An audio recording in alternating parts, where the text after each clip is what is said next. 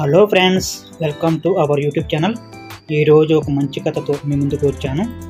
అనగనగా ఒక ఊరిలో ఒక రాజు గురువు ఉండేవారు.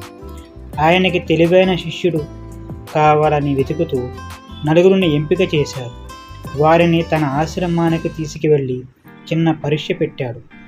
మీలో తెలివితేటలు, బుద్ధిబలం, భుజబలం, సృజనాత్మకత ఏ స్థాయిలో ఉన్నాయో తెలుసుకోవాలి.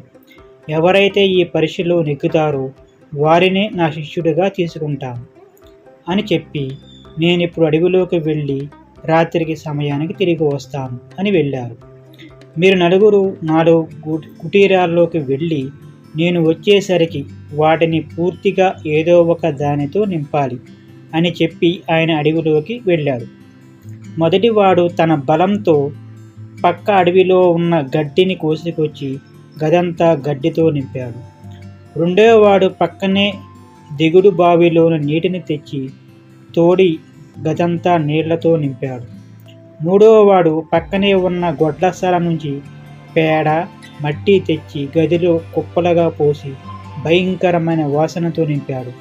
ఇంకా ఆఖరి వాడికి ఏం చేయాలో తోచలేదు. తాను ఒక బక్క ప్రాణిని, ఏదైనా మోయాలన్నా అంత శక్తి లేదు. చీకటి పడింది. గురువుగారి వస్తున్నట్లు తెలిసి అందరూ తమ తమ కుటీరాల్లోంచి బయటకు వచ్చి నిలబడ్డారు. ఆఖరి వ్యక్తి చటుక్కున గదిలోకి వెళ్ళి నిమిషంలో వెనక్కి తిరిగి వచ్చి అందరిలాగే చేతులు కట్టుకుని నిలబడ్డాడు.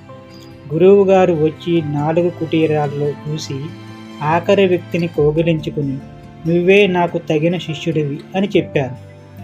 ఆఖరి వ్యక్తి చివరిలో గదిలోకి వెళ్ళి చేసిన పని దీపం వెలిగించి గదంతా కాంతితో నింపాడు.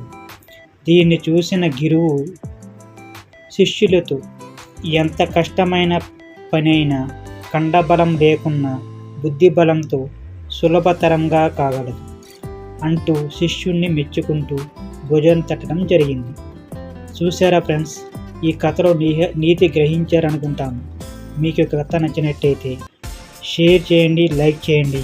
ఇలాంటి మరిన్ని వీడియోస్ కోసం మన యూట్యూబ్ ఛానల్ని సబ్స్క్రైబ్ చేయండి. Thank you friends.